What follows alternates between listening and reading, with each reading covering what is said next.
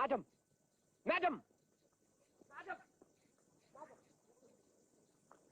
This is a mosque. You have no right to be here. This is a holy place for Muslims. You should have taken off your shoes. But I have taken them off. You have? Yes, I left them there at the entrance. Oh.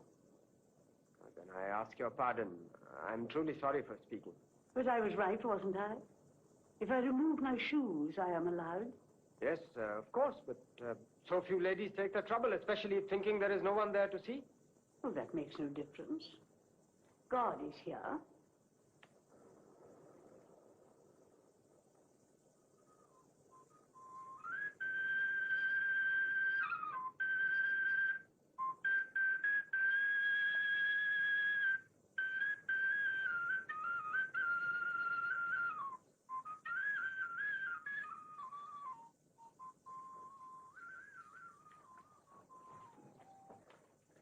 Please, may I know your name? Mrs. Moore. Mrs. Moore, I shall tell all my friends about you. That God is here. That is good. Very fine indeed. I think you are newly arrived in India. You ought not to walk alone at night. Oh, but I've only come from the club. They're doing a play. A play? Then why are you not there? I've already seen it in London. It was so hot. But there are bad characters about, and leopards may come from the Maraba Hills, and snakes also. Oh, I'd forgotten about snakes. For me, it does not matter. I'm used to snakes, but for one... Used to snakes? I'm a doctor. They dare not bite me. Oh. Please, may I ask you a question? Yes. Why ever do you come to Chandrapur? To visit my son. He's the city magistrate here. Oh, no. That is quite impossible. Our city magistrate is Mr. Heaslop. Oh, I know him quite intimately, Mr. Heaslop. Yes, he's my son all the same. Mrs. Moore, how can that be? I was married twice. Oh, I see. And your first husband died? Yes, and my second, too. Oh, I'm sorry. I'm sorry that I startled you. Would you care to see the Minto Hospital one morning? Thank you, but I've seen it already. Oh, I should have liked to come with you very much. I suppose the civil surgeon took you there? Yes, and Mrs. Callender. Ah, yes, a very charming lady. Possibly, when one knows her better. What? You didn't like her? She was certainly intending to be kind, but I didn't find her exactly charming. Oh, Mrs. Moore, you understand me. Oh, you know what I feel. Oh, if only the others resembled you. I don't think I understand people very well. I only know whether I like them or dislike them. Good, then you are an Oriental.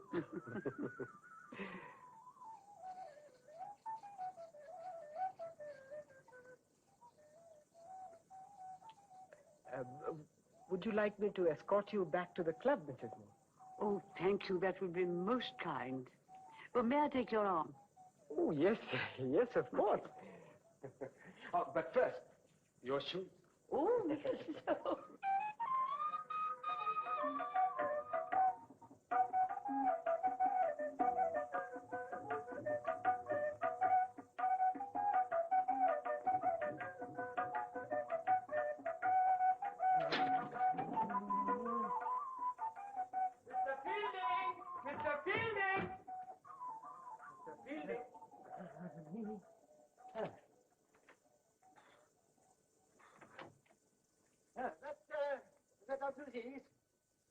Yes, I have simply walked in unannounced.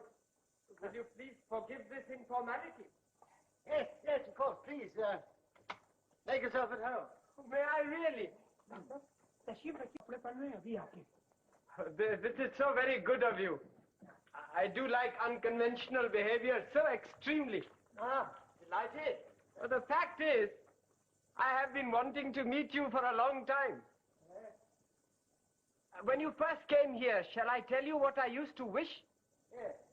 I used to wish that you would fall ill, so we would meet that way. Well, you know me by sight, then. Of course. You know me? Yes, I know you assist Mr. Callender, yes. I say, Mr. Fielding. Yes? Guess what I look like before you come out. Well, you're 5 feet 9 inches tall. Jolly good, jolly good. Well, I should think so. I can tell that much through the door. Oh. Well, what else?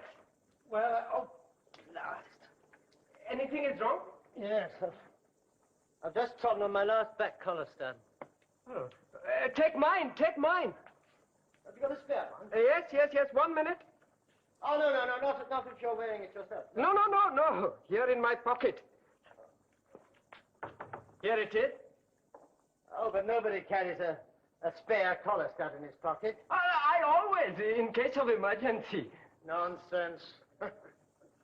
Indians are famous for talking nonsense. Doubtless you know that.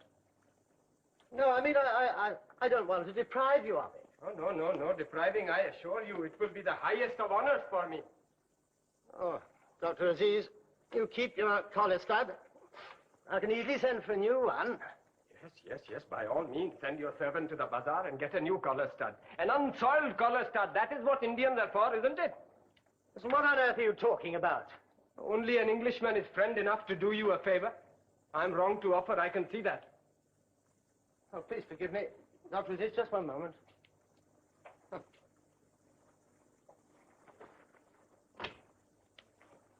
Oh, it seems absurd to quarrel with a man one's never even seen. I'd be delighted to wear your collar stud. Of course. No trouble. Thank you. Many thanks. Oh, that's a small thing. And again, my apologies. The fact is, I've had a ghastly day with government inspection committee, as you know. Do sit down. I'm sorry about this. I won't be long. Oh, no, please. I do like people who do the unconventional. Oh, you do? Yes, it makes me feel we have been friends for a long time. Well, these government inspection committees won't think so, I can assure you. Oh, no. The Indians and the British must each keep their place, they tell me. I always thought Englishmen kept their rooms so tidy. It seems this is not so. I need not be so ashamed. Everything ranged coldly on shelves. That is what I thought. Shall I tell you something else? Yes. This is the first time I have ever been invited to an Englishman's house. Oh, I have been summoned in case of sickness when Mr. Calendar is away. But for a jolly social occasion like this, informal, as equals, never. Never. There's no end to our stupidity in India. Why must we add social insult to political injury, I wonder? Social insult to political injury. Very good. I shall remember to tell that to all my friends. Well, it can't be a very new idea to them. No. The idea, no. But to hear it from an Englishman, yes. Oh, I assure you. You see, we talk such things among ourselves, Yes, well, now, if it's all the same to you, I would appreciate it if you didn't mention the remark to them because, well, it was just a casual observation. You are worried about the indiscretion of my friends. Oh, no, of course not. No. Indians, too, understand discretion. You know it is reserved not only for the British. Oh, but my dear Aziz, I wasn't insulting your friend. That is very good, for they are very big-hearted chaps. You know old Hamidullah, the lawyer, or Mahmood Ali. Oh, there is a philosopher, or the Nawab Bahadur. Tell me, do any of you go to these bridge parties? As Muslims, Mr. Fielding, we do not play cards. Oh, no, sorry, no, it's not that kind of bridge. No, that's one of Turton's depressing little jokes. What he means is a party to bridge the gulf between East and West. Oh, I see, a bridge party. Very witty. Oh, no, we do not go to these. You see, my friends say to me, what can you expect from these English? Scorn, no understanding of our customs and our civilization. Social insult, you see. Better leave them alone. Well, they may very well be right, you know. Oh, no. Excuse me, Mr. Fielding. I must disagree. You see, I think friendship is possible. Not only possible, but important. No, I know what you will tell me. Oil and water, we do not mix. Well, we have our political differences. You do not like our food and our customs. We try to like yours, but...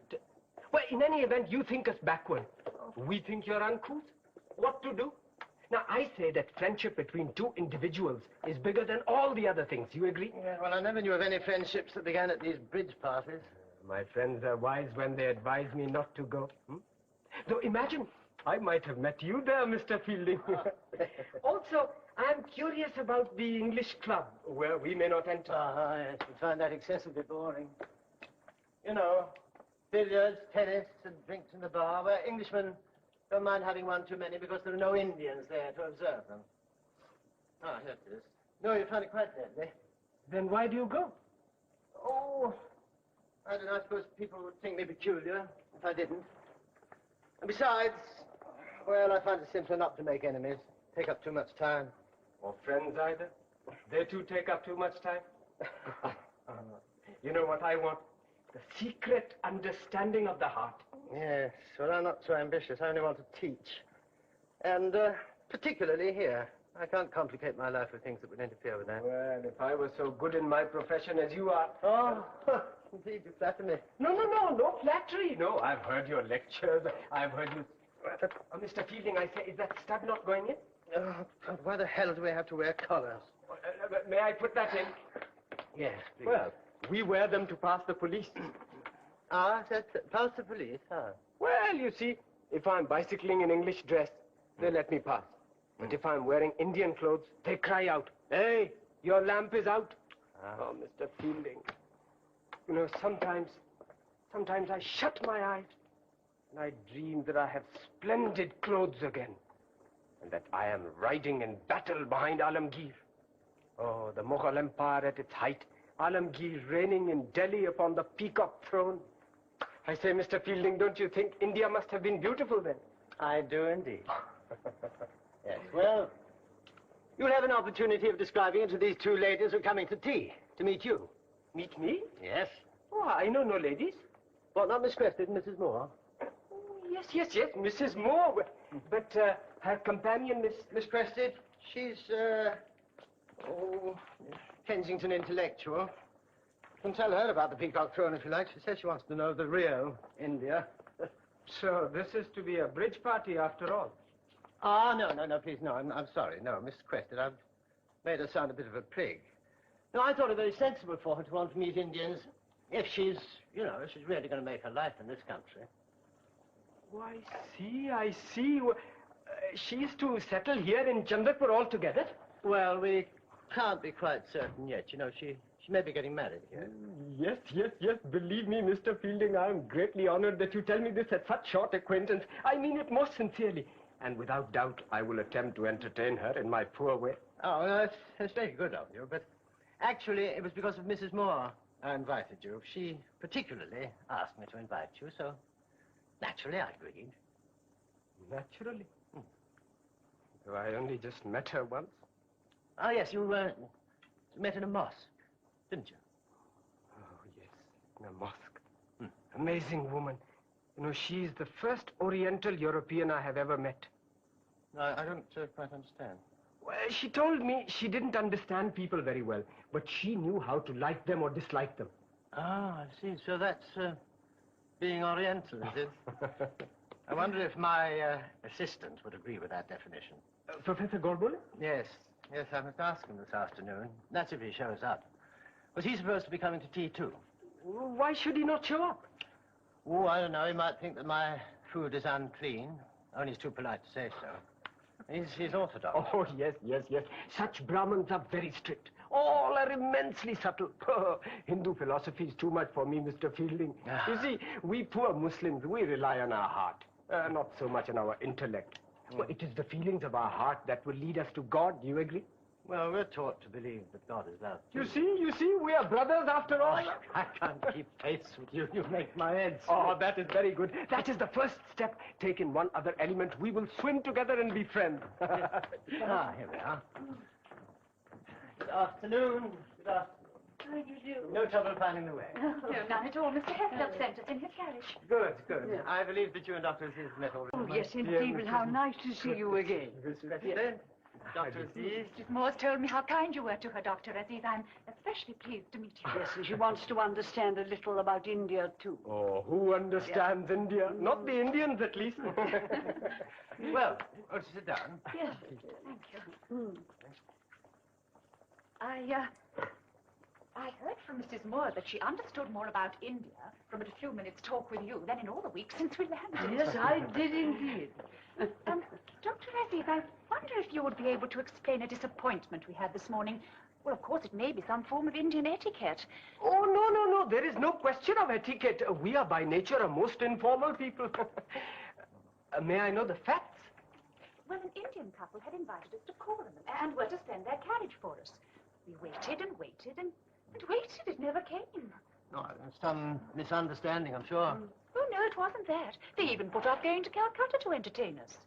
I think they were ashamed of their house, and that is why they did not send us. Ah, yes, now that's quite possible, you know. I do so hate mysteries.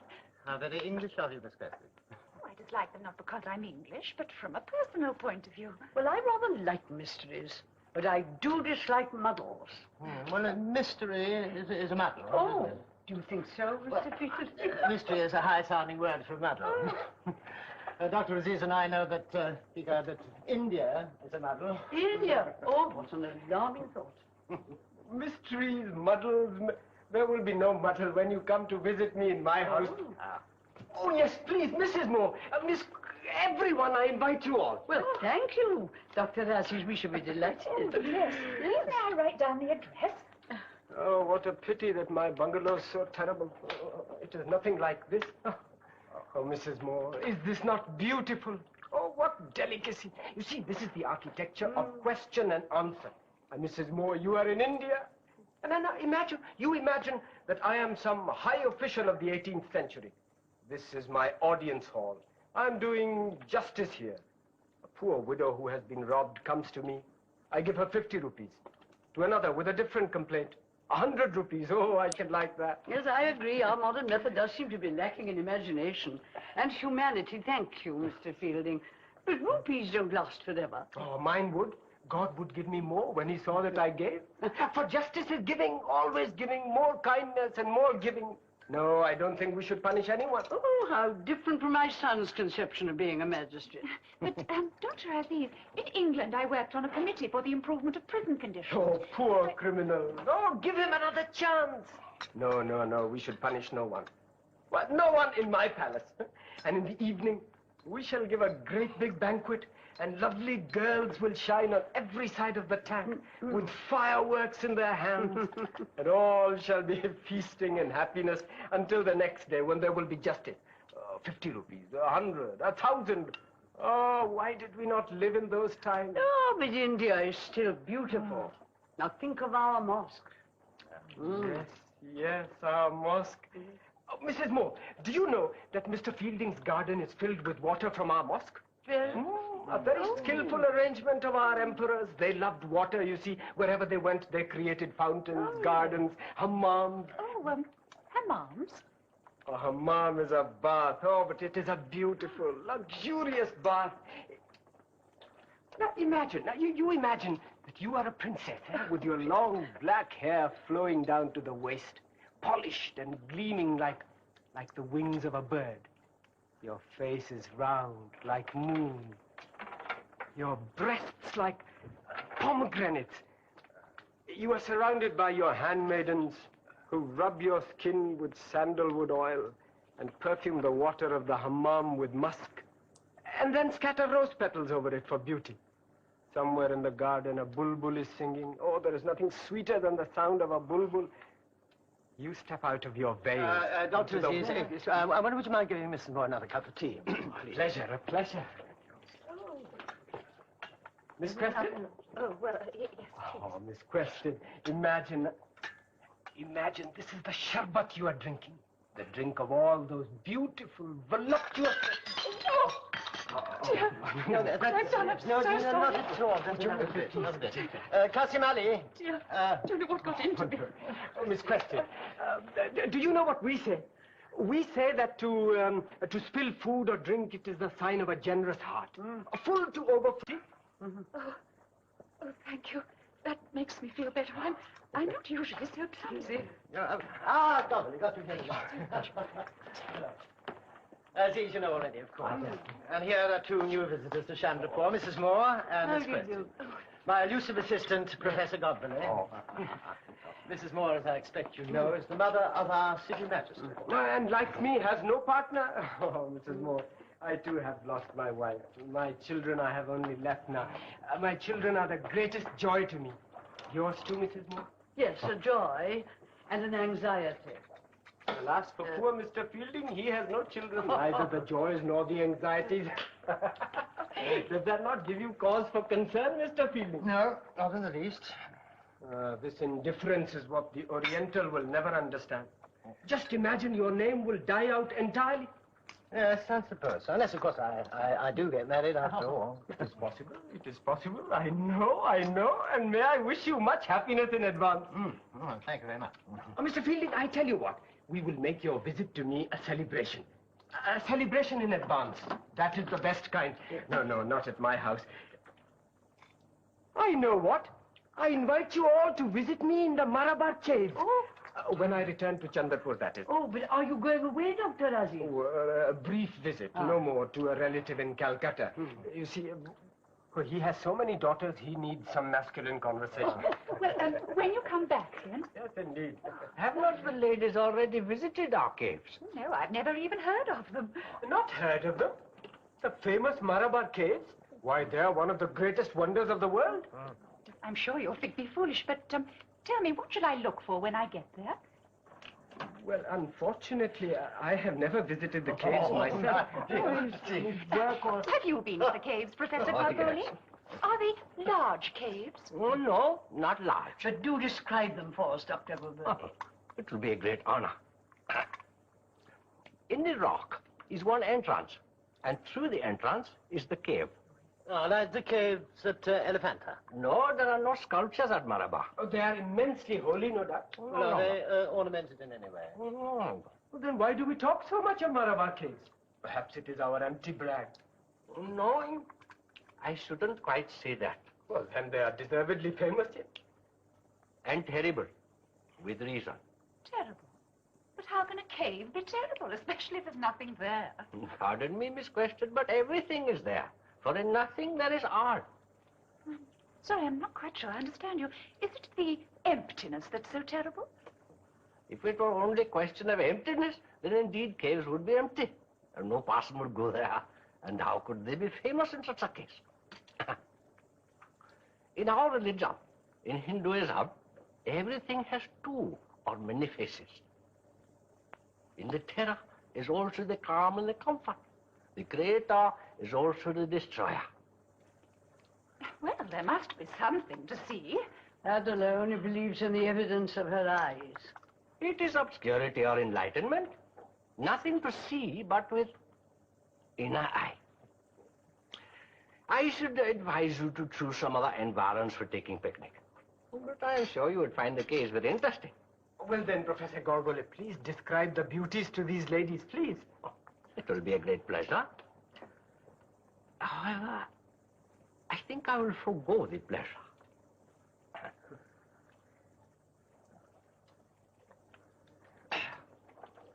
Mrs. Moore, would you care to see our college garden?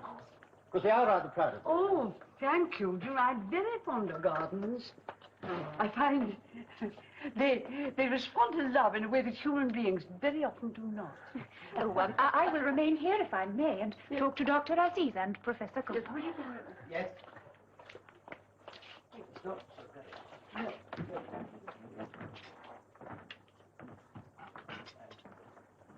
Would you like one? Thank you. Professor? Oh, no.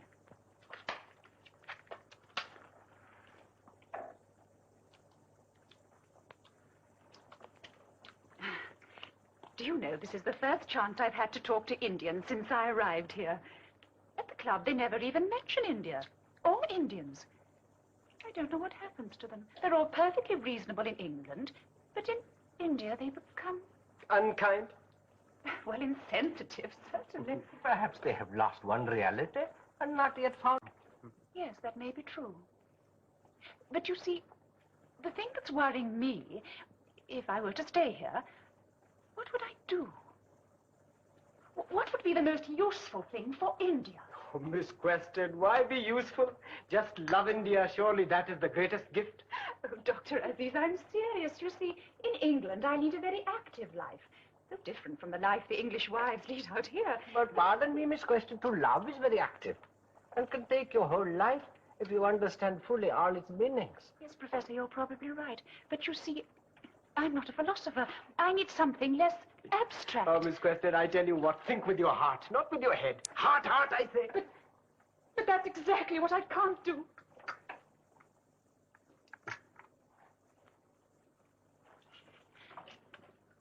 You see, I don't believe in the Oriental idea of women, that we shouldn't use our minds, that we should just be wives and mothers. Oh, no. I can see that men might not wish to relinquish their privileges. Oh, but where there is heart, privileges don't matter.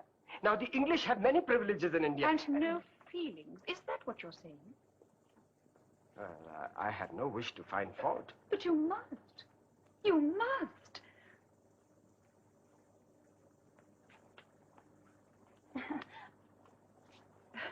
Civilized people can discuss things without getting heated. Surely, that's what I want. What I want, Miss Question, is for you to enjoy yourself in India. But enjoyment just isn't enough. It is everything. Life is more than frivolity. I'm talking about enjoyment, giving yourself to your feelings. My feelings? Without it, Miss Question, please believe me, without it you will never love India, and Indians will never love you. Love? Koi hi! Koi hi! Oh, there you are. Oh, what's happened to Fielding? Where's my mother? Good evening, Ronny. Good evening, Mr. Heaslop. I want your mother at once. There's to be polo. Your mother will return shortly, sir. Surely we shouldn't leave just like Come this. along and sit down and join us, Mr. Heaslop. There wouldn't be long. Boy, what's the matter with Fielding's servants? Boy! Boy! Well, I would... Allow us to have the honor of calling Mr. Fielding and Mrs. Maud for you, sir.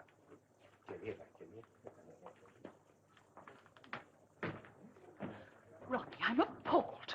Yes, you're not the only one. I don't know what's come over Fielding. Mr. Fielding, what's he done? I don't like to see an English girl left alone, smoking cigarettes with Indians. There's no harm in that. Well, not in England, perhaps. What's the difference? Can't you see that fellow's a bounder? Oh, it's not. Just got nervous, that's all. Oh, did he? He was perfectly all right before you came. In fact, he was very interesting. Oh, nothing I said. I never even spoke to him.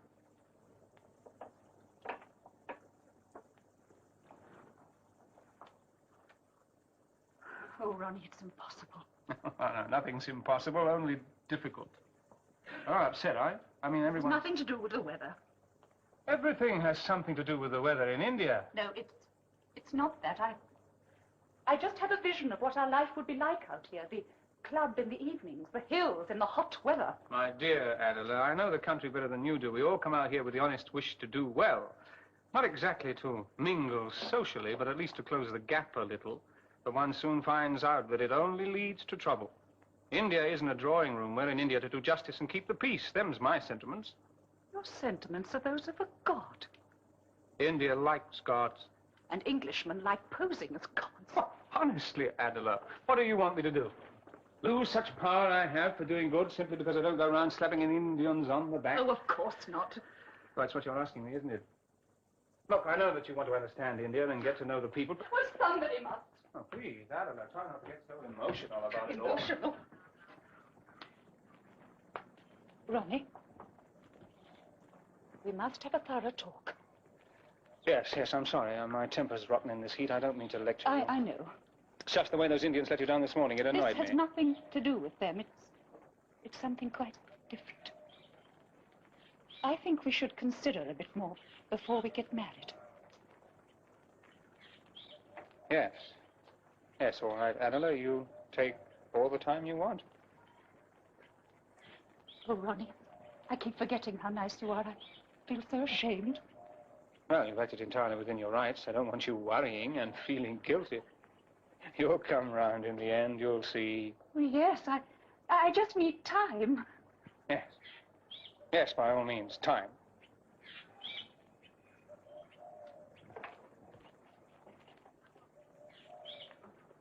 Oh, Ronny, I really will try to work out the pattern of my life here with you. And I really will try to be more pleasant. Well, at least to Dr. Aziz, because he's been so kind to us. He's invited us all to a picnic. Us? Yes, your mother, Mr. Fielding, Professor Godbole. Oh, did he say where this picnic was to be? In the Malabar Caves. Well, I'm blessed. Did he send to any details? Well, if you'd spoken to him, we could have arranged them. Have I said something funny? No. I was only thinking how the worthy doctor's collar climbed up his neck. I thought we were discussing the caves. Yes, so I am, yes. Aziz was exquisitely dressed from tie-pin to spats, but he'd forgotten his back collar stud. And there you have the Indian in a nutshell. Inattention to detail, the fundamental slackness that reveals the race. And similarly, to meet in the caves, as though they were the clock at Charing Cross, when they're miles from a station and each other. Have you been to them? No, but I know all about them, naturally. Oh, naturally. Mother, what's all this nonsense Adela's been telling me? I have no idea, my dear boy. About caves and picnics. Fielding, you're included, I hear. Of course, you're not allowed such a fantastic scheme. Well, I don't presume to make decisions for other people, Heaslop. No. Well, if you're really set on this ridiculous expedition, please allow me to arrange it. I'm sure Dr. Aziz would understand that you'd be better off in our hands. But we want to learn something. That's the whole point of going with these Indian gentlemen. Well, I consider the whole thing foolish and dangerous. Dangerous, Ronny? Yes, dangerous. In fact, I forbid it. I forbid you both. Of course, I cannot speak for you, Mr. Fielding. I do not know whether you have all heard that Professor Godbole here is a great authority on Indian music. Oh, yes. It will be a great pity if we did not hear him sing. Professor, now, please, will you please do us the honor, eh? Yes. I may sing now. Krishna Murari, more sangyavo. Krishna Murari, more sangyavo. Gopiyana nat khat jamuna tat par. Gopiyana nat khat jamuna tat par. Krishna Murari, more sangyavo. Krishna Murari, more sangyavo. Very nice. Thank you very much indeed. What was the song about? Yes, do tell us. It was a religious song.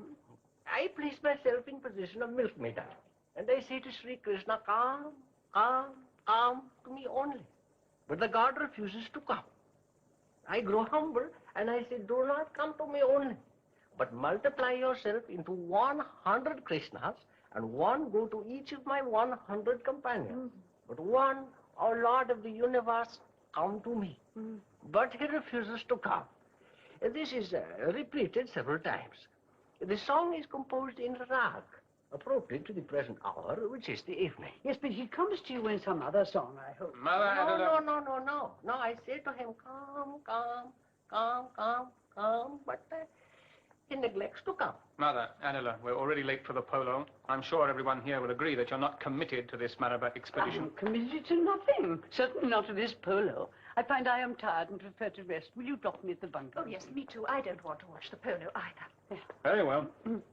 Goodbye, Mr. Fielding, and thank you. Goodbye. Goodbye. Such an interesting afternoon. Thank you. Goodbye, Dr. Aziz, and we shall see you again shortly. May I hope so? Oh, yes. Please, Dr. Aziz.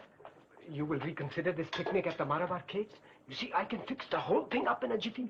You will see that will be my great joy to please you and Mr. Fielding. I shall look forward to it. Oh, good. Mrs. Moore, Dr. Aziz is still willing to arrange the picnic. What do you say?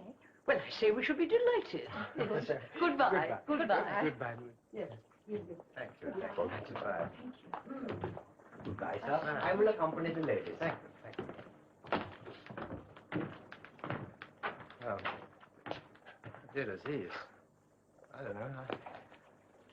don't know how I'm going to apologize to you. Oh, no apologies are necessary between friends. As they say, oil and water. No, you will never persuade me of that. The secret standing of the heart. I cannot lose my faith in it for a moment's rudeness. Well, I'm very glad. I too. Life is more interesting this way. I'm sorry for the embarrassment caused to your guests. Oh, they'll survive it. They may even have accomplished what they set out to do. Learn something about India. Well, it is unfortunate that the good ladies are caused distress. You know what I ought to do? I ought to get you a drink and jog your elbow and make you spill it. I beg your pardon. You know, a sign of a generous heart, full to overflowing. You know, I invented that saying on the spur of the moment. Yes, I know you did.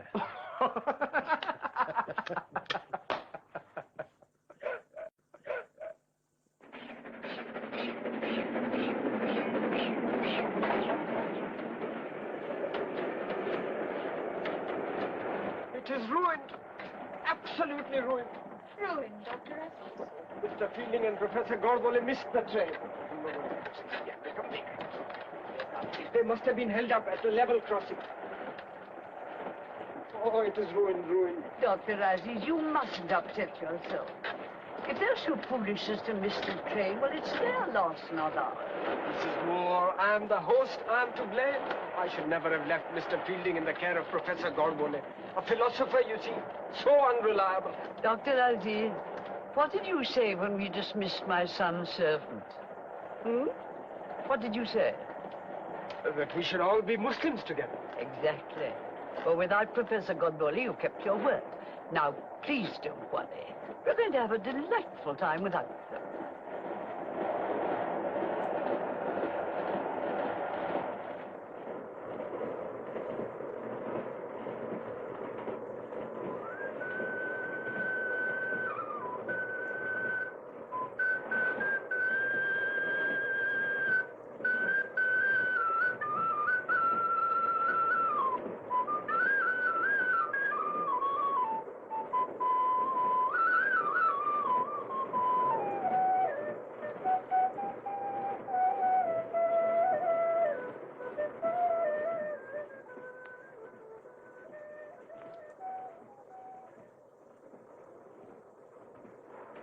Have I been asleep long, Adela?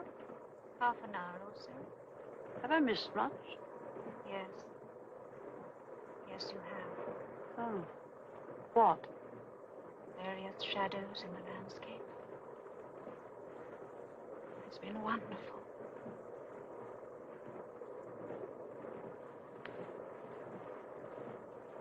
But it's all over now. Look.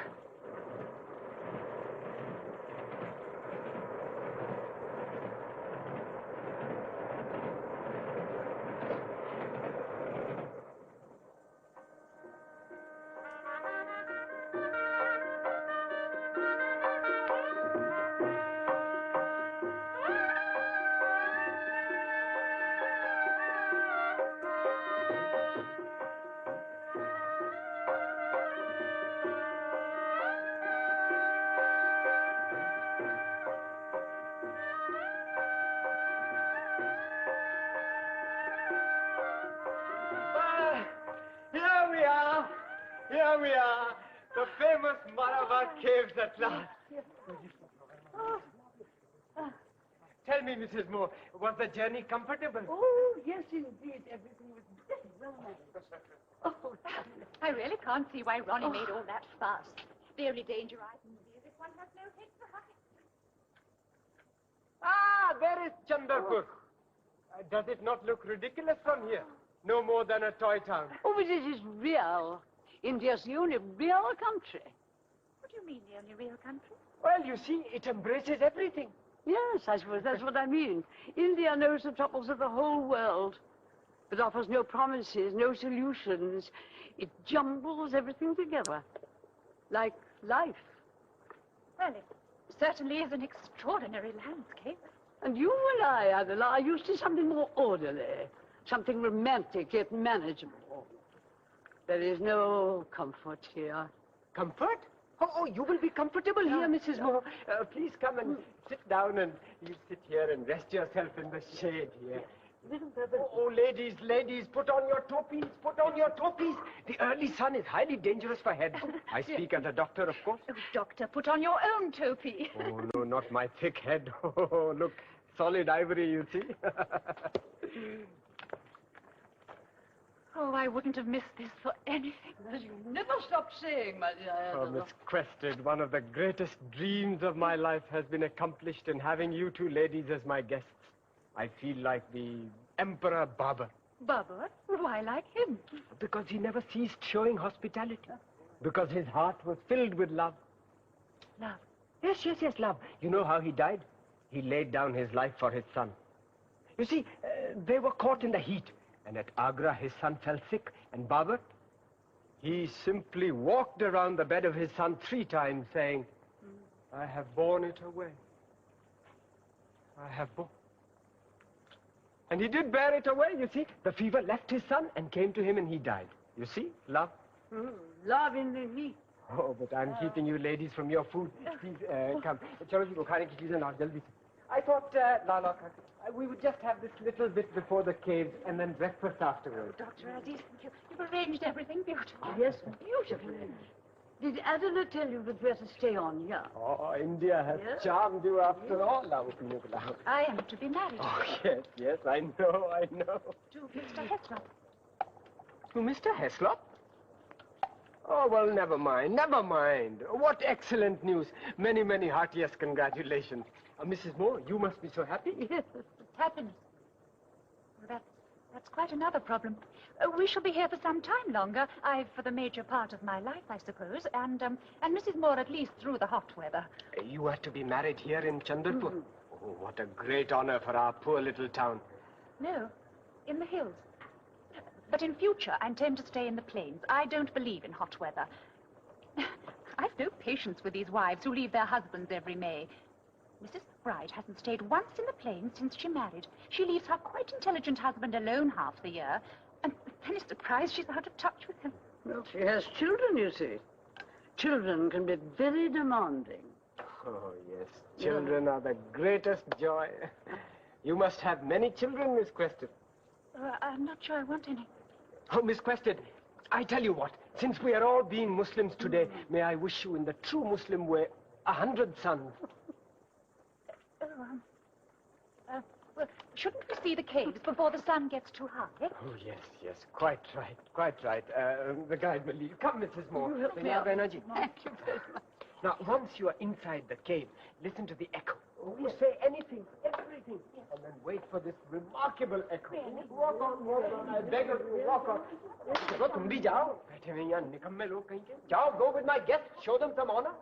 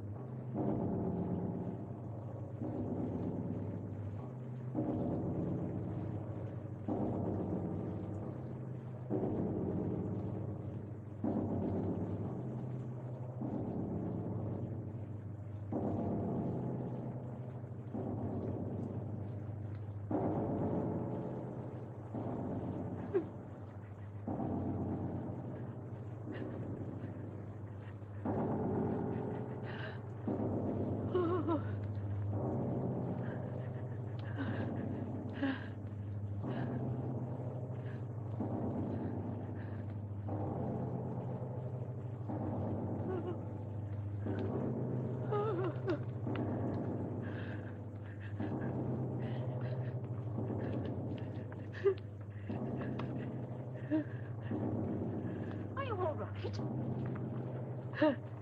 Suffer in there. All those people in the dark. You look pale. Do you feel ill? No, I'm just tired, that's all. You better go on to the next cave without me. You aren't well. We'll wait until after breakfast. No, that'll disappoint him, so you go on, dear. You don't mind, do you? Oh, no, of course not. Well, Mrs. Moore, Miss Quested, what do you think? An extraordinary echo, do you not think? Come, let us see the next cave. Come along, Mrs. Moore. Dr. Aziz, forgive me, but I am rather tired. Would you mind if I stayed here and rested? My dear Mrs. Moore, you do just as you please. Thank you. You are my guest. Yes. Oh, believe me, I'm very glad you are not coming, which sounds strange, but it means you are treating me with true frankness like a friend. Yes, a friend. So, may I make another suggestion? Don't have so many people with you this time. I think you will find it more convenient. Exactly as you wish. No one to accompany Miss Come, Miss Question. Oh, My glasses. वो चश्मा पकड़ो। Tell me, Dr. Aziz, do you think it foolish of me to give in to Ronny about being married in the hills? No, it is very sensible. Much cooler in the hills. You were married in the hills? Well, for Indians, it is different. Your wife, what was she like? She came from a good family. Simple Muslim lady. A good wife. And you were happily married? Oh, yes. Very happily married.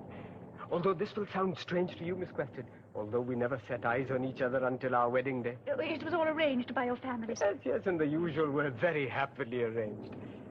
She never left you in the hot weather? I used to tease her about it sometimes. She was not exactly like a Mughal princess. No, she never left me. You must miss her terribly. Was she your only wife? Yes. Yes, one in my own particular case. But Muslims are allowed 4, are they not? Well, man is weak. साहब, सब तैयार।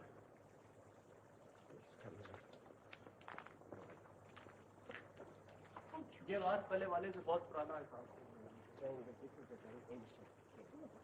यहाँ महाराजा इंदर भी आया करते थे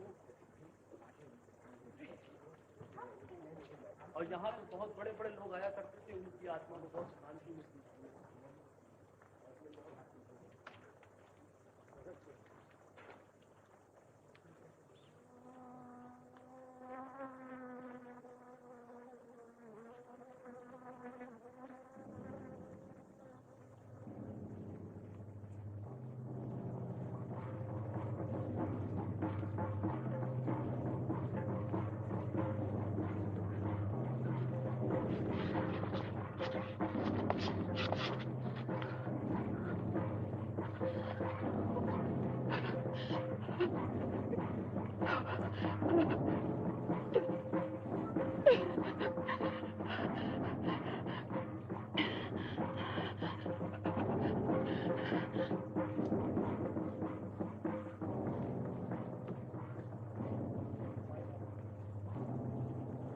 What happened? What was that? Did something happen?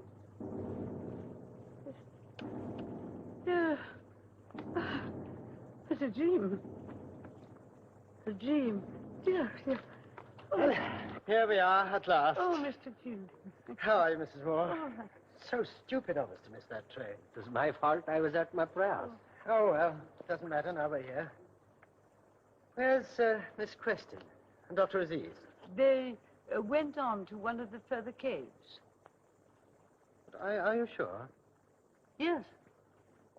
That's funny, because I thought I saw her climbing down the hillside as we came up. But why should she be climbing down hillsides?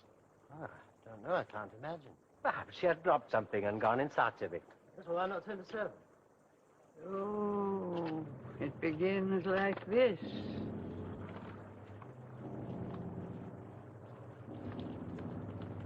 Yes, I was right. There she is. She's on the road. Just getting into a car.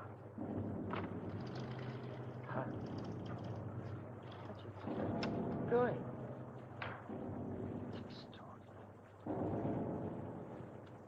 Fielding, my friend, you came, you joined us.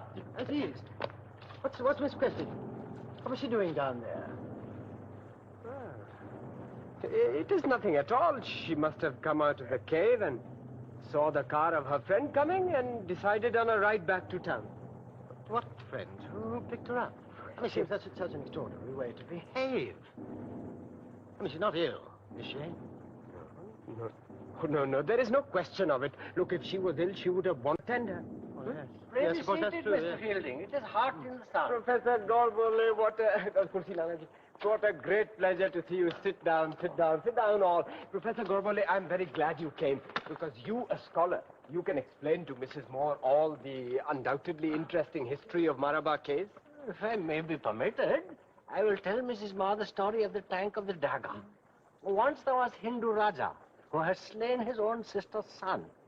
The dagger with which the deed was performed remained stuck to the hand until in the course of years he came to the Malabar Hills. Here he grew thirsty and desired to partake of one drink. But he saw a thirsty cow and ordered that water should be given to her first. This being done, dagger fell from hand. And to commemorate miracle, he built tank. But I would have thought the miracle was the dagger sticking to his hand rather than falling from it. Would you like to see tank? It is only a small way up the hill. Oh, thank you. A short walk before we go back to Chandrapur might do me some good. Yes, I'd like to. Very much. Thank you. Yes. Thank you. Oh, my dear Aziz. What a trouble today has been for you. Oh, no trouble, no trouble. Oh, guests rushing away and guests not arriving in time. Always. Tell me, Aziz, have you reckoned up how much this picnic is going to cost you? Oh, my dear fellow, do not mention the subject. Hundreds and hundreds of rupees. Oh, the completed account will be too awful. You know, my friend's servants have robbed me left, right, and center. Oh, no, that's monstrous. I'm delighted, really. They have made my guests comfortable. If money goes, money comes. If money stays, death comes. Have you heard this proverb before? You couldn't. I just now invented it. Yes, well, have you heard any of my proverbs? A penny saved is a penny earned. A stitch in time saves 9. Look before you leap. The whole British Empire rests on them. Never kick us out, you know, until you make prudence a virtue here. Kick you out? Oh, no. I leave it to the politician. You know, when I was a student, I used to get excited over your damned countrymen. But now I think if I can be friends with one Englishman, it is more important than being enemies with an entire nation. Yes, well, now, Aziz, as a friend, now, you mustn't be offended at this. Will you let me share the expenses of this picnic with you? Oh, no, my dear Fielding. The gesture is enough. The act would be too much. No.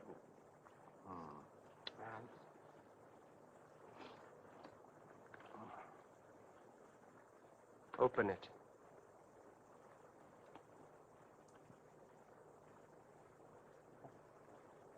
Who is it? She was my wife. You are the first Englishman she has ever come before. Now put her photograph away. I've never been so deeply complimented. Never. She's dead. I showed her to you because I have nothing else to show. I hear Miss Crested is getting married.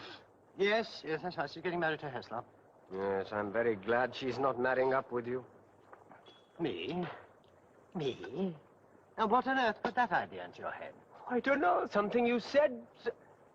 Anyway, she has practically no breasts. Oh, for the city magistrate, they shall perhaps be sufficient. But for you, oh, I shall arrange a lady for you with breasts like... Like pomegranates, yes. Yes, I know. I was going to say mangoes. Oh, you do no such thing. Not really. Only a gesture to match your gesture. You know, I can't help feeling that something went wrong here. Oh, Mrs. Moore, I ask you, did anything go wrong with my arrangements? Are you dissatisfied with me? On the contrary, your arrangements were perfect. Nothing went wrong. You see, Fielding, you see? Dr. Aziz, I know I'm being a very awkward guest, but unless you have something very special to keep you here, could we go back to Chandrapur? Exactly as you wish. We've had our little excursion, we have seen the caves. Now back to home and rest. Yes. So, nothing happened? Of course something happened, Mr. Fielding. Did it? But it's too late now. She has started the machine. It was run to its end. The machine to kill love.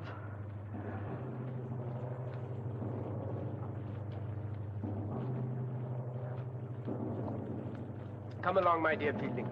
No, Aziz. I feel rather worried. Oh, my dear fellow, I'm the host. Leave the worrying to me. Yes, but did you hear what Mrs. Moore said? She's old and tired. She will soon forget this day. But I shall remember this day forever. Come.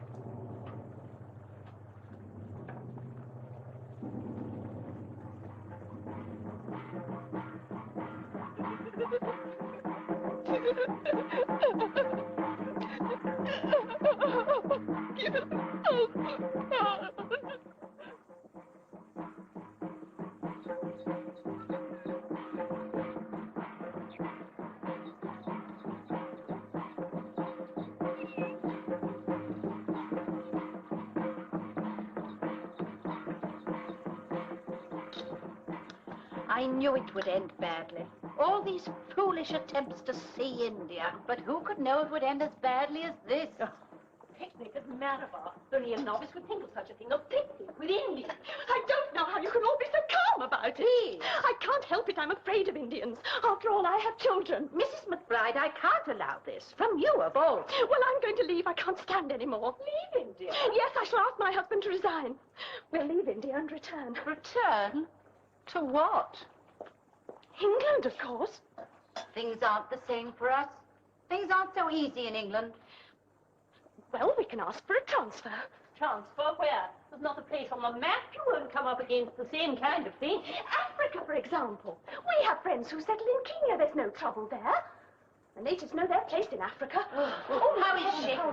Oh, she's in a very bad way. Has she made a statement yet? Yes, she's just about... Then Yes, it's as bad as we feared. Oh, I knew it. I told you. Well, he'll be punished, make no mistake. Yes, after the damage is done. He could hardly be punished before. Well, the situation should never have arisen. Never, of course not. Absolutely. Oh, my God, you've got here safely, Mrs. Moore. Are you all right? Ladies, please, what's all this about? We thought you'd be able to tell us, Mr. Fielding. Tell you what? I dare say it has to do with Adela. Miss Preston? Yes, she has not been well lately. Not well?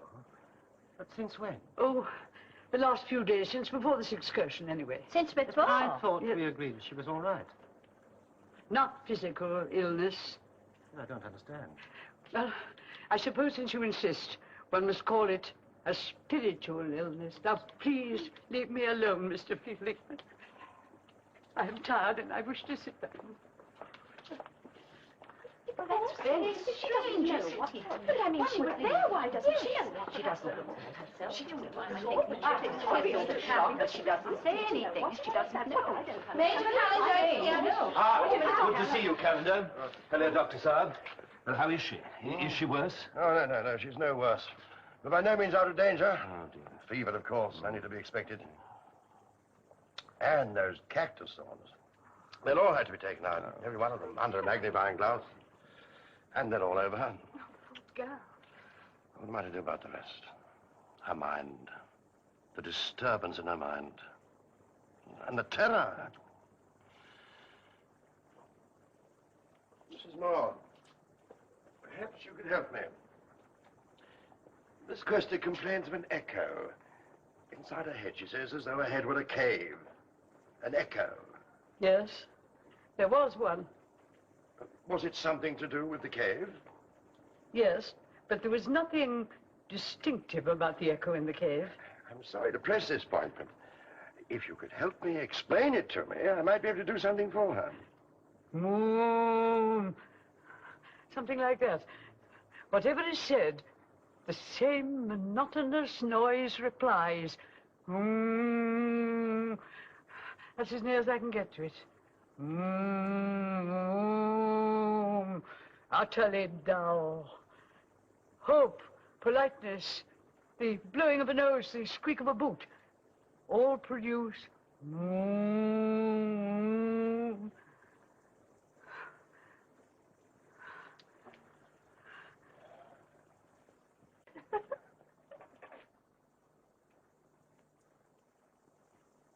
No, I blame myself for this entirely.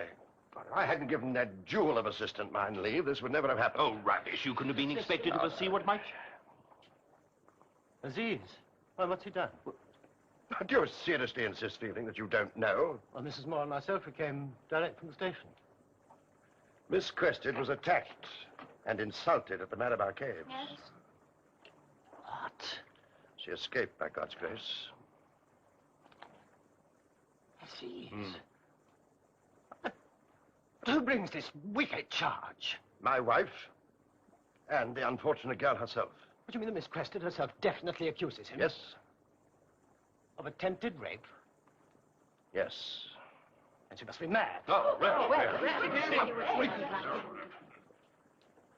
as collector of this district, I must ask you to withdraw that remark instantly. I think so, too. I'm sorry, sir. I withdraw it unconditionally.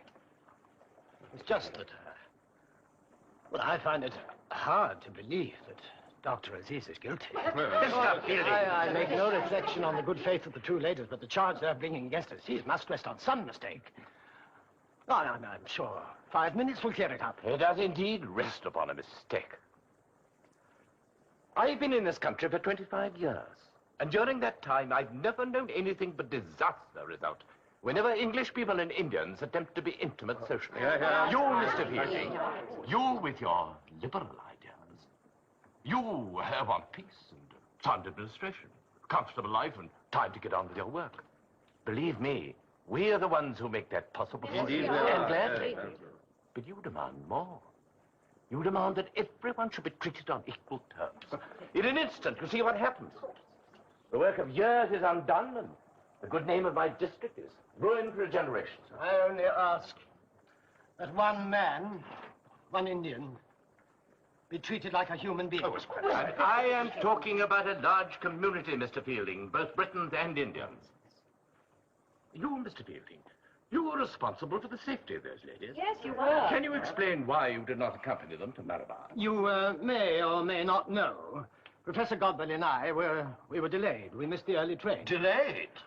Yes, I had to pick Godbole up on my way to the station. When I got to the house, well, he was saying his prayers and couldn't be disturbed. Look, Fielding, we have reason to believe that Godbole was bribed. Bribed?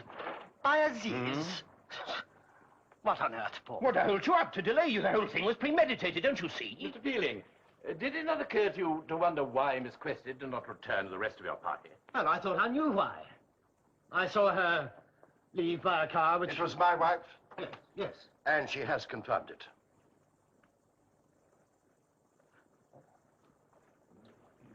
Mrs. Moore, you were there. What happened? Was Miss Crested in a hurry to get home? I don't know. She's never been in a hurry in her life.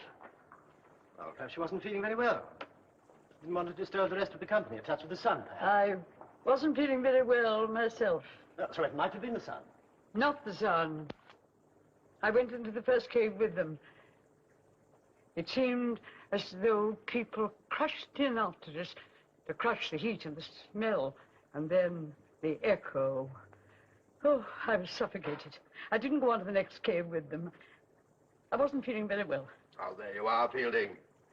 He bribed Godbole to delay you, and then he must have bribed the guide and the servants to stifle Mrs. Moore. I mean, what more do you want? It's all perfectly clear. It was the echo. Well, I think it was very neatly planned. Yes. Mrs. Moore out of the way, as it is free to go on to the cave alone with the girl, and That'll then... do. That's done enough, right? I think we've made the position clear to Mr. Fielding. I'll make right home. That's right. Have you some official information for us at last? More than information, sir. Concrete evidence. I'm afraid the case will definitely have to come to trial. Did she say any more about the echo? No, I didn't pursue it. She's too frightened. Wanted only to mention it, and she became completely hysterical. But Mrs. Moore says it wasn't a frightening echo. You're wrong. It was both frightening and disagreeable. It undermined one's hold on life. It said, piety, pathos, courage, they exist, but they are identical. And so is filth. Everything exists. Nothing has value. If one had spoken vileness in that place, or recited poetry, if one had pleaded for all the unhappiness in the world, past, present, and to come, the comment would have been the same.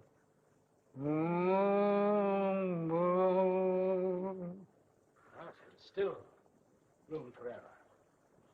Isn't it possible that this echo affected Miss Creston's nerves? That she's confused events in her own mind? Oh, no. No, she's quite clear about that. It was when she went into the second cave. The charge is that he followed her into the cave and, made insulting advances. Yeah. She hit at him with her field glasses. He pulled at them. The strap broke, and that's how she got away. Oh, no. There must be When something. we searched him at the police station, the glasses were in the pocket. Have a look at them. Oh, and look at this. A letter from a friend who apparently runs a brothel in Calcutta. His private letters. It'll have to be quoted in court as bearing on his morals. He was arranging to meet this man and see women in Calcutta. Oh. It's quite clear what thoughts filled his head. Oh, and that's not all. Look at this. Photographs of women. His wife. Oh, how do you know? He told me. It's a great compliment for a Muslim to show me the picture of his wife. Well, we all know those wives, eh? Well, whatever our thoughts may be, there's certainly no doubt that McBride has produced all the evidence that's necessary. Now, I must have a talk with Heaslop. I wonder if you would mind staying here till I finish. Oh, no, of course. Mr. McBride. Good. Mr. McBride. Excuse me. I should very much like to see Miss Creston. I'm afraid that's impossible. Well, you see, I must, because, well, I believe that this wretched boy is innocent. She's under some hideous delusion. I mean, these field glasses, for instance. Is it possible that, having attempted to assault her, he'd have put them into his pocket? Quite possible, I'm afraid. The color of their skin is not the only difference. Their minds don't work the same way. Psychologically, we're as different as chalk from cheese. You've only to read any of the mutiny records. Yes, well, however that may be, I still should like to see Miss Creston. Why? Because I want to ask her whether she's certain, dead certain, that it was Aziz who followed her into the cave. I might ask her that much. Yes, well, I'd like to ask her myself. I'd like somebody who believes in him to ask her. What difference does that make? Because she's surrounded by people who disbelieve in Indians. She tells her own story, doesn't Yes, she? I know, but she tells it to you. Well, whatever your fine-spun theories may be, you can't see her. I can see your prisoner, I suppose.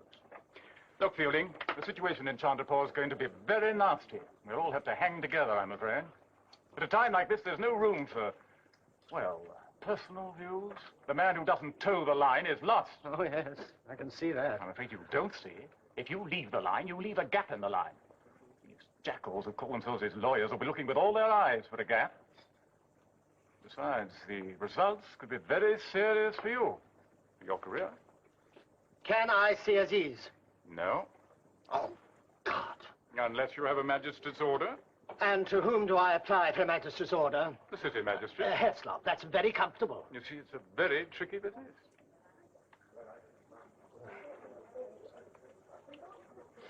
Perhaps it might be.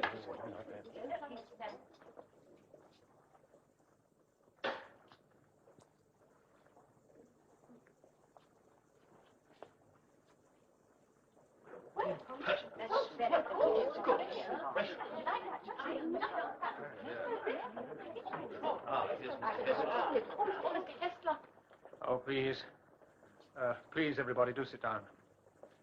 I wish everyone would sit. Well, some of us have never got up.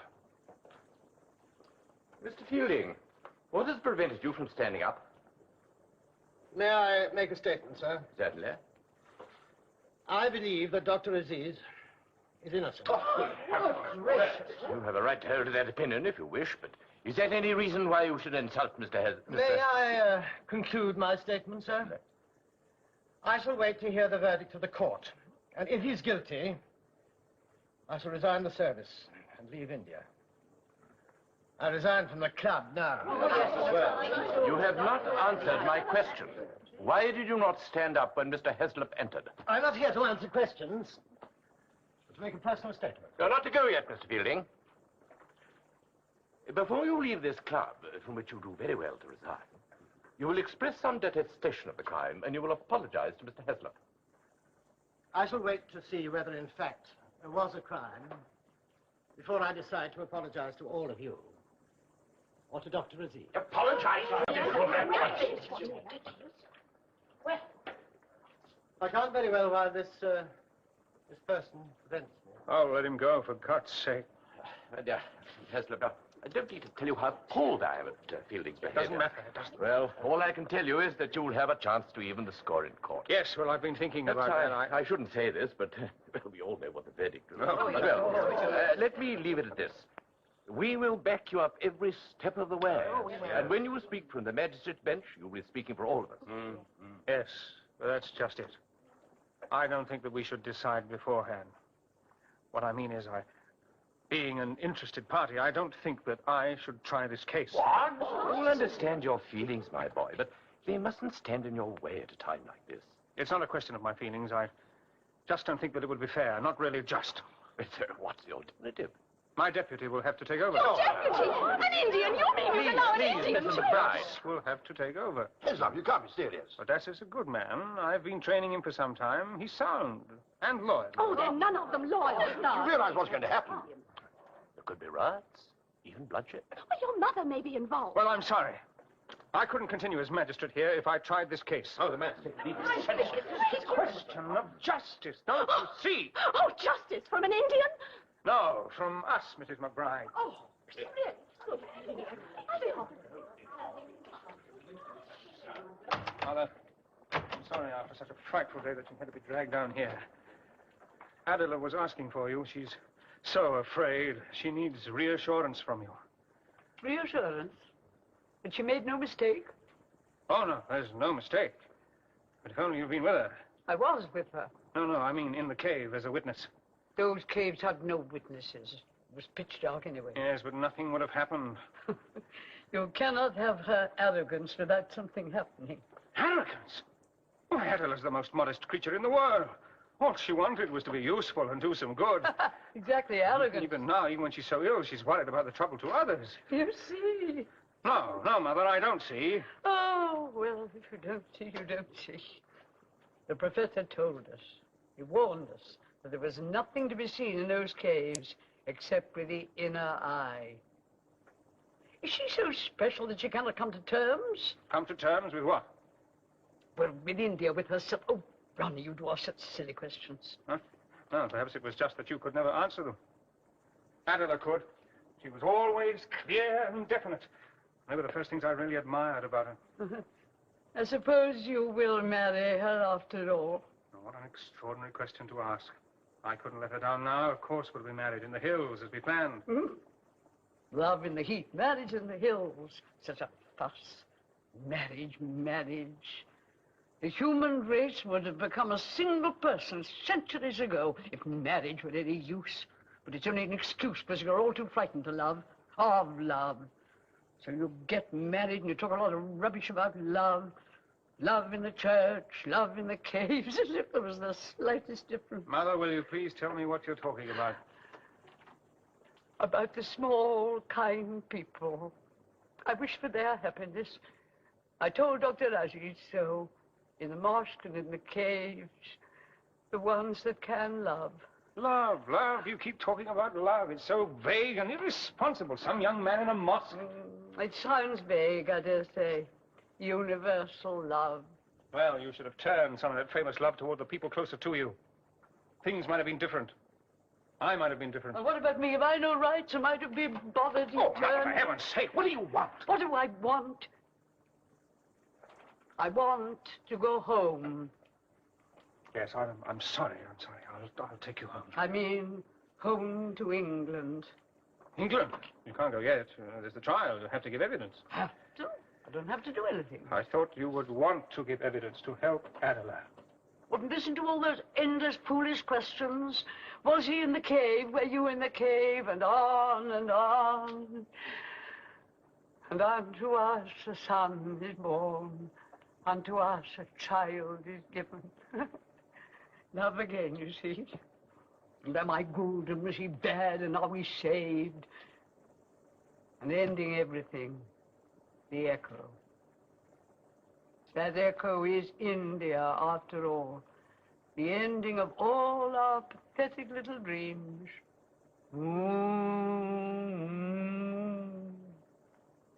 Nothing. Good and bad. Love, hate, terror. All one. Now, Mother, you must be reasonable. It's only another few weeks. No, Ronny. I have a lot of thinking to do. And even if I were not busy, I would not help you to torture him for what he never did. Mother, if you know anything in the prisoner's favor, you must say so. It's your duty. One knows people's characters, as you call them. I feel it is not the kind of thing he would have done. Oh, well, that's no defense. No. Have you no evidence? Evidence? Well, Mother, you're being most inconsiderate to Adela. Well, why should I worry about her when everything I've ever believed in turns out to be meaningless? There's good, small, loving people. Oh, please, Mother, listen. I've never asked you this sort of thing before. We've never been close. But for Adela, whom I love, won't you see her at least? No, Ronny, I will not. I wish only to be left in peace, to live out my days, knowing what I now know. Very well, Mother, very well. Not justice, retribution, goodness. Just some part of the truth. If it is the truth. Well, you really must rest. It will all work out. Come, we'll go home. Yes, Ronny. I'm going home now.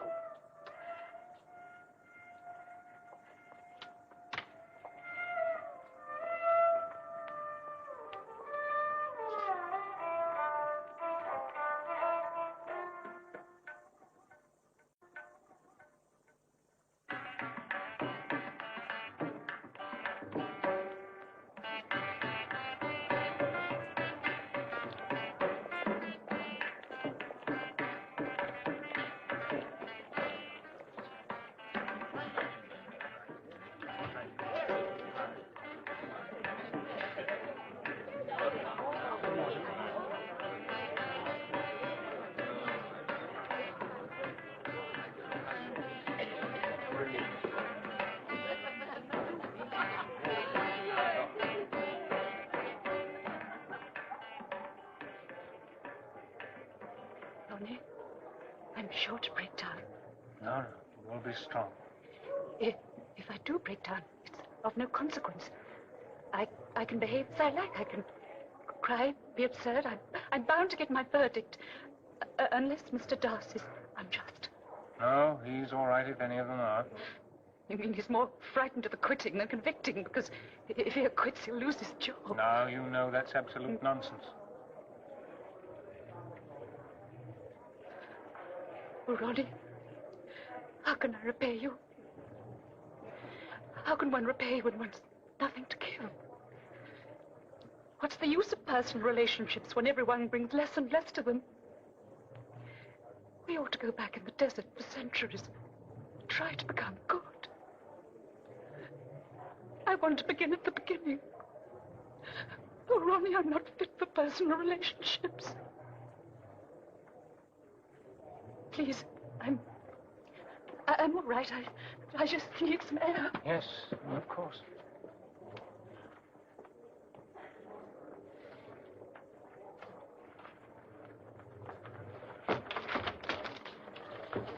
Ah, there you are. Adela.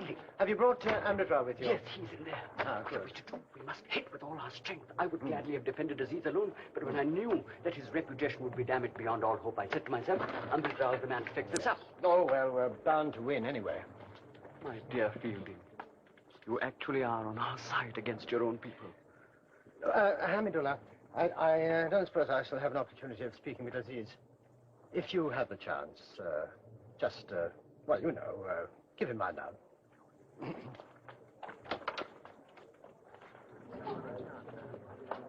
Good. And what do you think? Well, according to our philosophy, nothing can be formed in isolation. When one performs a good action, all perform it. And when evil action is performed, all perform it. Yes, I know, but look, I mean, what's your personal opinion? Don't you care what happens to Aziz? It has already happened. Guilty or innocent, the change is made, and all our lives are changed with it. We cannot escape that. Indeed, it's rather good. Here she.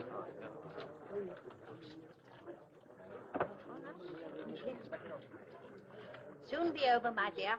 I've got the champagne ready for after. One now.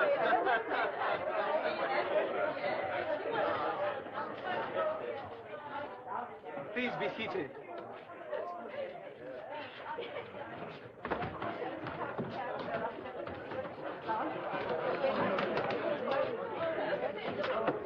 Fielding, my friend, don't desert me.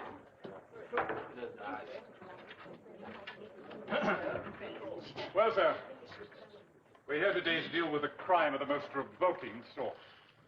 In consideration of this question, I'm going to recount the facts as briefly as possible. I shall make no moral or emotional appeal, as the facts themselves are painfully clear and require no elaboration. Now, on April the 3rd of this year, Miss Quested and her friend, Mrs. Moore, were invited to a tea party at the house of the principal of the government college, Mr. Fielding. It was at this entertainment that the prisoner first met Miss Quested, and it was on this occasion that he conceived his intentions concerning her. He then invited Miss Quested and the other guests of the tea party to a picnic, which he would arrange at the Malabar Caves. We want to keep these proceedings as clean as possible, so I hope you'll understand me when I say what I believe to be a general truth. The darker races are physically attractive to the fairer, but not vice versa. Quite, sir. I've always said. This is not a matter for bitterness, nor is it a matter for abuse. It's merely a fact which any scientific observer will confirm. Even when the lady is so uglier than the gentleman?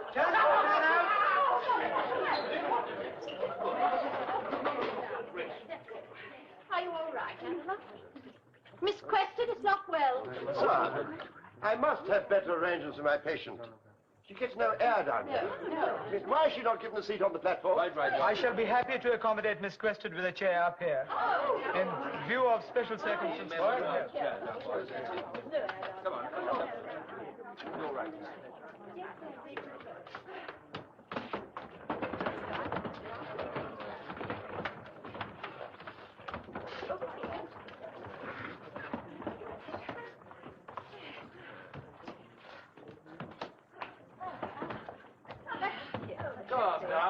We're not here to disturb you. Sorry, my bride. Didn't mean to interrupt you. Are you quite comfortable? Yes, Possibly. My client, too, has nerves. Perhaps he, too, could be accommodated on the platform. Even Indians feel unwell sometimes. Though, naturally, Dr. Callender, being in charge of a government hospital, does not think so. Another example of their exquisite sense of humor. That's enough, Mr. Midula. We will have no more interruptions of such an impertinent sort. Please resume, Superintendent. Now, on the morning of April the 13th... Excuse me, but we must object to the presence of so many European ladies on the platform. They will have the effect of intimidating our witnesses. Their place is with the rest of the public in the body of the hall. We have no objection, however, to Miss Quested remaining on the platform since she was unwell. We shall extend every courtesy to her throughout, despite the scientific truths revealed to us by the district superintendent of police. But we do object to the others. I agree to that. It was only to Miss Quested that I gave permission to sit up here. Her friends should be so excessively kind as to climb down. Well done. Down, indeed. What incredible Unattended. I object. A platform confers authority. Even when it's only 1 foot high. Never mind, ladies, you'd better come back. There's no point in making a fuss. Oh. Thank you very much, sir. Thank you, Mr. Heaslop. Thank you very much.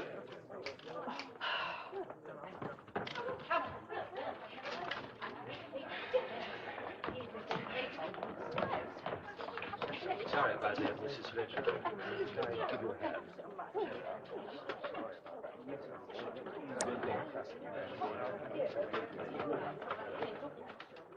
Well, once again, to resume. On the morning of April the 13th, near the picnic, The ladies were driven to the railway station in time to catch the early train to Malabar. We will show that doubtless some persuasion was used to enable Professor Godbole to delay Mr. Fielding long enough to miss the train. I have here a plan of the Malabar Hills showing the route that the party took, the picnic sites marked with a cross, and it's also marked the cave in which the incident took place. Miss Quested entered the cave, and the prisoner followed her to make his premeditated assault. It was dark. He grabbed at her field glasses, the strap broke, and she was able to escape his advances. She ran down the gully. You surmise, sir. You merely surmise from what the lady said.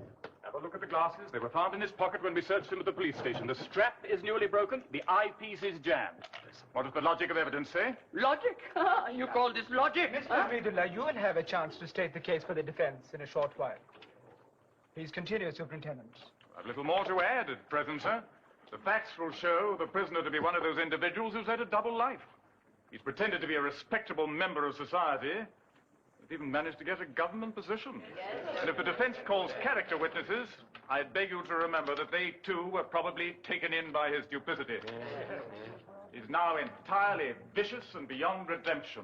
He's behaved quite disgracefully and brutally to another of his guests, another English lady. In order to get rid of her and free himself for his crime, he crushed her into a cave among his servants. However, that's by the way. Speaking of Mrs. Moore, she was my friend. What is my client charged with murder as well as rape? Who is the second English lady? You merely do the English or something. I met Mrs. Moore in the mosque. She was my friend. Mrs. Moore, did a masjid में मिले थे वही? Mrs. Moore, do you speak of Mrs. Moore? I don't propose to call her. She is Mrs. Moore. She would have proved his innocence. She was on our side. She was poor India's friend. You could have called her yourself. Neither side called her, and neither must quote her as evidence. She was kept mustn't slave. I learned to sleep. This is your English justice. Here is your British Raj. Give us back Mrs. Moore. Give us Mrs. Moore for 5 minutes only, and she will save my friend. She will save the name of his son. Oh, don't run out, Mr. Das. Take back your word that you yourself are a father. Tell me where they've kept her. If the point is of any interest, my mother is still at sea. You sent her away because she knew the truth. I don't care. I ruined my career. And no matter. They're all to be ruined one by one. This is no way to defend your case, Mr. Hamidullah. Defend? I'm not defending the case. Neither are you trying one. We're all, both of us, slaves. Mr. Hamidullah, I shall have to exercise my authority. Oh, do so by all means. This child is a farce. I'm leaving. My dear friend, farewell. Farewell forever. I apologize.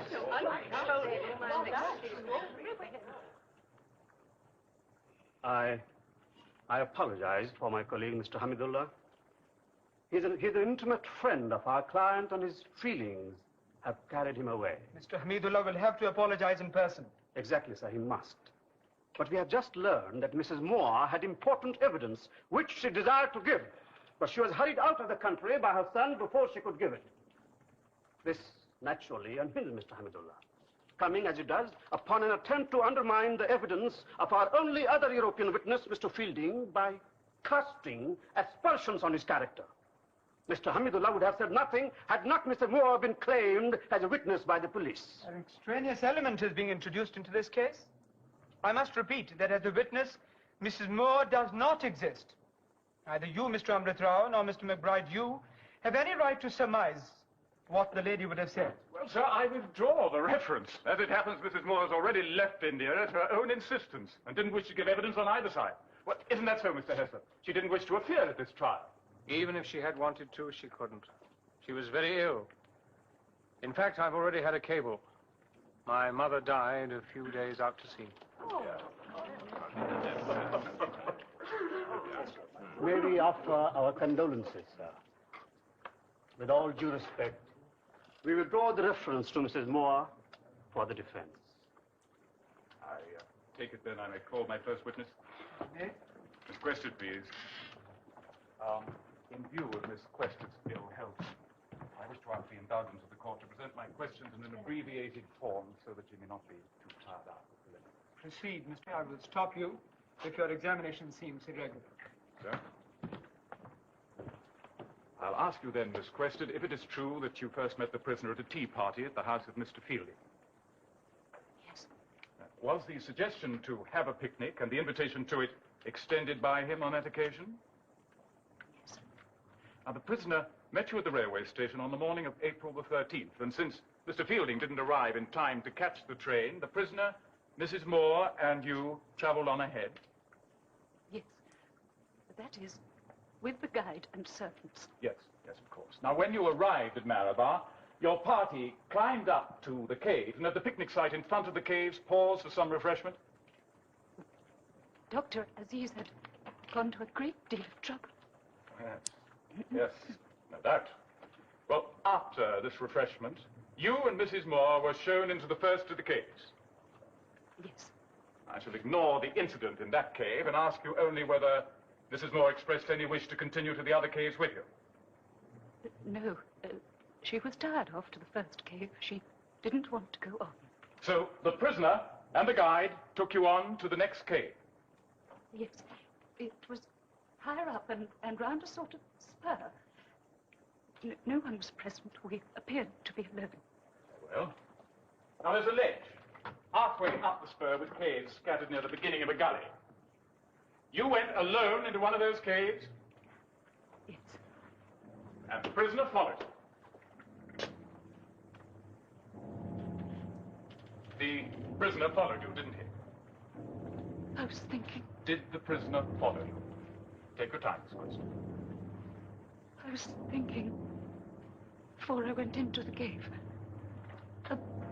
about my engagement. About Ronny. There's no need to go into all that, Miss Quested. It has no bearing on our case. Yes, you see, it has. I'd been talking to Dr. Aziz about my engagement to be married, and he'd been telling me about his own marriage. Well, now, that might indeed have a bearing on our case. In fact, I have here papers taken from the prisoner when he returned, from a friend he was planning to visit. A friend who apparently runs a brothel in Calcutta. His private letters. And we have more evidence. Look at these. Pictures of women. His wife. Wife, indeed. We all know these wives. We produce this evidence only to confirm the nature of the prisoner's thoughts. Now, Miss Quested... Mr. McBride, I'm concerned with the nature of my own thoughts. I remember I was climbing over a rock, which resembled an inverted saucer. And I was thinking about India. And about love. We needn't worry with all that, Miss Quested. It's the facts we must determine. Did the prisoner follow you into the cave? Not to love the man one's going to marry. Love.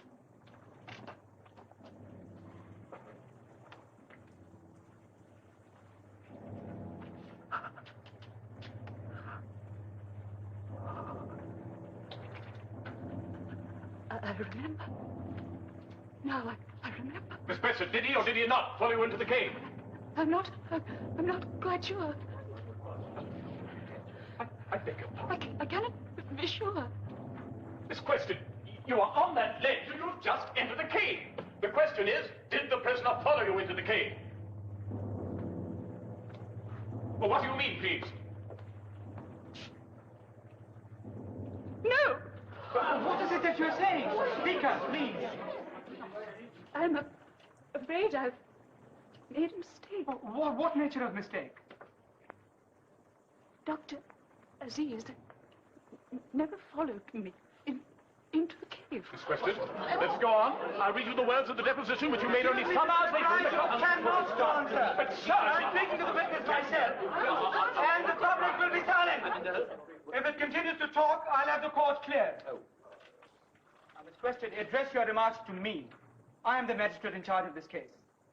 Please realize the extreme gravity of your words. And remember, you speak on oath, Miss Quested. Dr. Aziz, I stop this case on medical grounds. Yes, to withdraw the charge, answer me. I withdraw everything. Are you mad? Your question, I say, you no longer have the right. Thank you, sir. Give me time to consider. Come back, right. You will have to withdraw. This becomes a scandal. We shall not. We're none of us safe. The prisoner is released without stain on his character The question of costs will be decided elsewhere.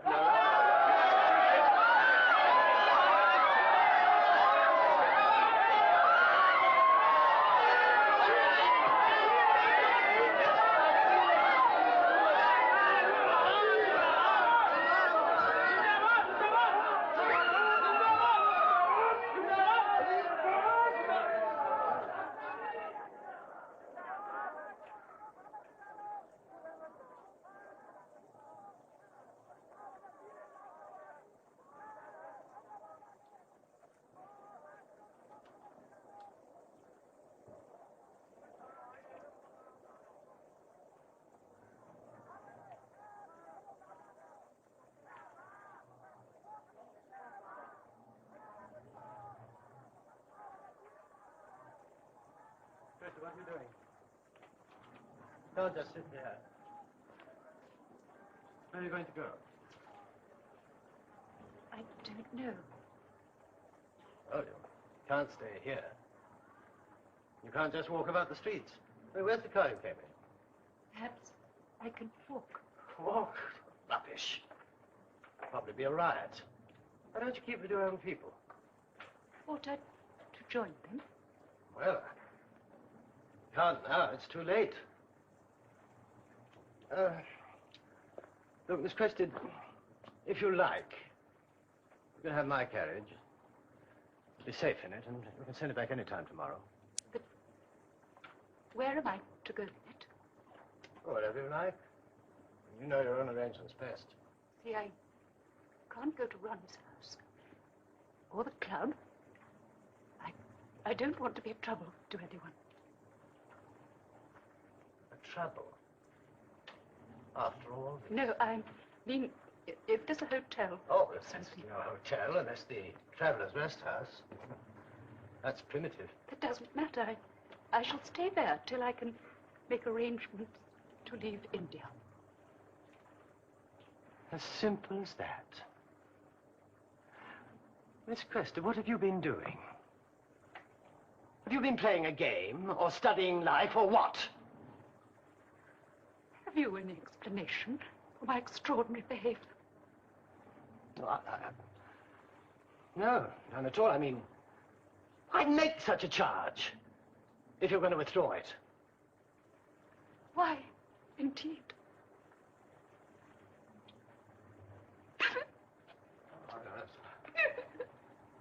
I suppose I ought to be grateful, now that Aziz has been saved. No. I'm the only one to be grateful. My echo's gone. I call it sort of buzzing in my ears. An echo. You see, I've been unwell ever since that expedition to the caves, and possibly before it. I think it must have had something to do with the echo. Yes. Yes, the echo in the caves. Mrs. Moore described it in very much the same way. Did she? Yes. Well, yes. I was in a state of sadness before I went into the caves. I began to see, or rather to sense, that all my life, everything I ever believed in, amounted to nothing. Nothing at all. It was a sort of hallucination, the sort of thing that makes some women believe they've had a proposal of marriage when none has been made. Well, you put it very honestly, I must say. I was brought up to be honest. It gets me nowhere. In a way, that's my trouble. Some honesties are too great to be borne. India is too big for me. Possibly one has to destroy what one can't cope with. You mean India? Your life in India. Yourself in India. Oh. Love? No. That's all over now. Yeah. It's all over now. My dear Fielding, what is keeping you? There is to be a celebration at my house, but Aziz refuses to move without you. Come along. Well, Miss Crested has just been explaining a little of her conduct this morning. Or perhaps the age of miracles has returned. One must be prepared for anything, everything, our philosophers say. The fact is that, I realized my mistake before it was too late. That is all my extraordinary conduct amounts to. All it amounts to, indeed. I see you drag my best friend into the dirt, damage his health, ruin his prospects in a manner that you cannot possibly conceive, owing to your ignorance of our society and our religion. And then suddenly you get up on the witness box. Oh, no, Mr. McBride, after all, I'm not quite sure. You may as well let him go. Is this a dream, I keep asking myself? Or if it is, am I mad? If this is a dream, when did it start? Come, Fielding, let us leave this callous woman. Oh, please don't let me detain you. I should be leaving. Anyway, the crowds must have cleared by now. And don't forget, Miss Quested, there will be costs. You will have to pay. Amrit Rao has fixed the compensation at 20,000 rupees.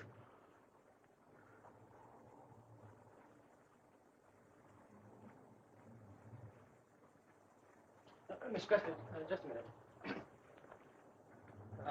Some men must go with you. You can't go alone. You wait for me in my carriage.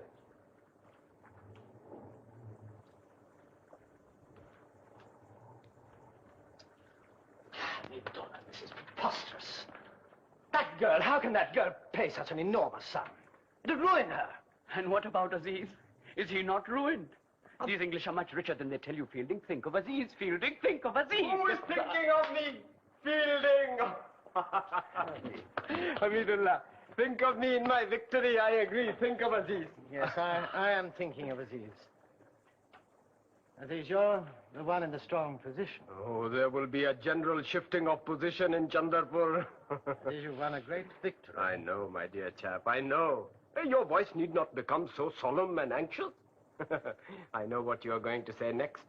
Let Miss Quested go off without paying, so that the English can say, oh, here is a native who has actually behaved like a gentleman. If it was not for his black face, we will almost admit him to our club. The approval of your compatriots no longer interests me. I have become anti-British and should have done so sooner. It would have saved me numerous troubles. Including, knowing me. Do you think that by letting Miss Quested off without paying, I will make a better reputation for myself and all the other Indians generally? No, my dear fellow, it will be put down to weakness and an attempt to gain promotion officially. I've just been talking to Miss Quested. I don't want to hear anything about it. Well, I'm going to tell you anyway. I've learned something about her, but she's perfectly genuine and very brave. When she saw that she was wrong, she said so.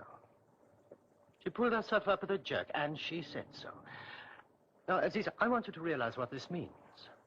She could easily have got you convicted, and she had all her people, the entire British Raj, pushing her forward. But no, she stops. She stops. And she blows the whole thing to smithereens. Be merciful, Aziz. I mean, she can't have the worst of both worlds. Act like one of your 6 Mughal emperors. Or all 6 rolled into one. Not even the Mughal emperors showed mercy until they received an apology. Well, look, Aziz. She'll apologize if that's the trouble. I'll make you an offer. I'll dictate to you, or you dictate to me, whatever form of words you like. And I'll bring it back to her tomorrow. This time tomorrow, signed. Dear Dr. Aziz, I wish you had come into the cave. I am an awful old hag, and this is my last chance. Will you sign that? Well, there's nothing more to be said after that. Indeed, there is nothing.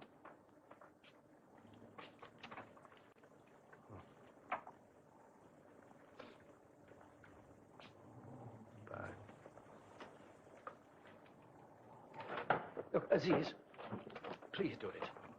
Please. I hate to see you put yourself into this squalid position. Well, do it for my sake, then. Well, if not for mine, do it for Mrs. Moore. Do it for Mrs. Moore. Is that what she would have wanted? I'm sure she will.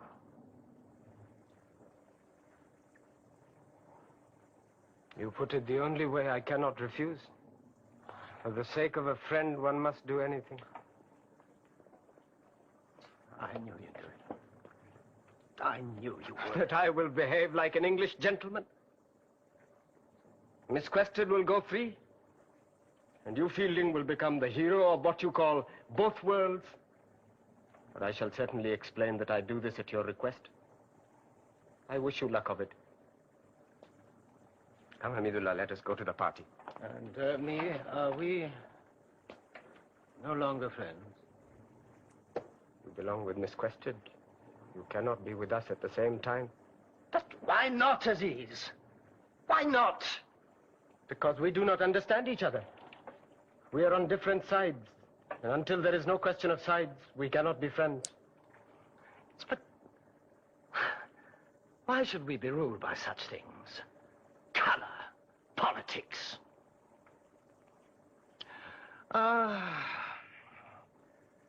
It's India that does this to us.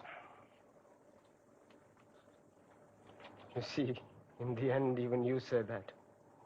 It is India. India will perhaps be blamed for all the guilt. Probably it is to blame. India is a large country. It can absorb all that guilt and many other things as well. It can certainly absorb our friendship and make nothing of it. Oh, one day, perhaps,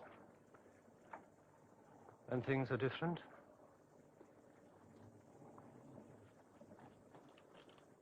One day.